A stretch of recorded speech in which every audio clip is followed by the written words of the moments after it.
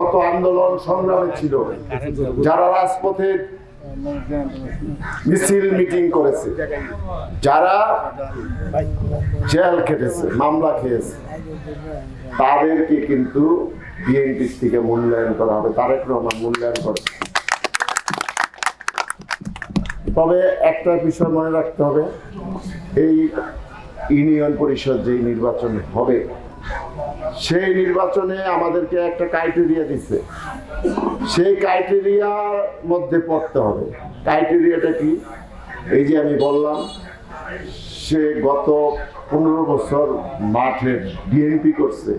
ওই যে 5 আগস্টের পরে আইসা আসে বড় বিএনপি সেজে গেছে, গত 15 বছর আওয়ামী লীগের মেজরিটি করছে, ওই ধরনের নেতার মূল্যায়ন এই বিএনপিতে হবে না।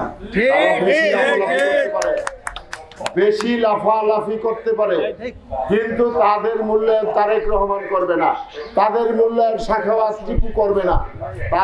আমরা তাদেরই মূল্যায়ন করব যারা মাঠে ছিল, যারা জেল খেটেছে। আপনাদের প্রতি নিবেদন থাকবে, কোন সুবিধাবাদীকে ভোট দিবেন না। যারা মাঠে ছিল, যারা আপনাদের সুখে দুঃখে থাকবে।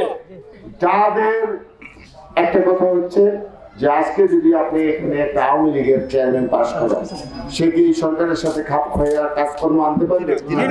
সুতরাং এই সরকারের এই দলের থেকেই আপনাদেরকে পাশ করাতে হবে, যারা আমাদেরকে যাইয়া এভাবে ধরতে পারবে যে ভাই এটা কইরা দেন, এরকম মন্ত্রীদেরকে ধরতে পারবে, এরকম মাঠের লোককে আপনারা পছন্দ করবেন।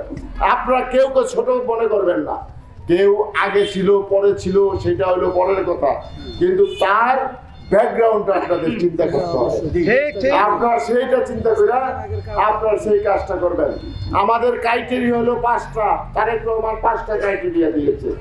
সেটা হলো সর্বপ্রথম মাঠের লোক হতে হবে, বিএনপির লোক হইতে হইল, এবং সে মাঠে ঘাটে আন্দোলন সংগ্রামে মামলা মোকদ্দমা ফেস করেছে, সেই ধরনের লোক হতে হবে। 1। 2 নাম্বার হলো ওই ব্যক্তির ওই এলাকায় গ্রহণযোগ্যতা থাকতে হবে। সেই ব্যক্তির কোন ধরনের স্পট বলতে কি, স্পট মামলা থাকতেই পারে। স্পট হলো যাতে মাদকের মামলা, চাঁদাবাজির মামলা, এই ধরনের মামলা যারা থাকবে তাদের মূল্যায়ন করা হবে না। আপনার এরকম 5টা ক্রাইটেরিয়া নির্ধারণ করে এই ধরনের প্রার্থী নির্ধারণ করা হবে।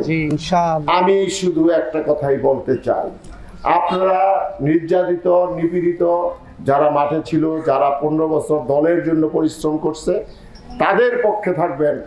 আমরা তাদের পক্ষে থাকবো। সাখাওয়াত টিপু সহ আমাদের নেতা তারেক রহমান তাদের পক্ষে থাকবে।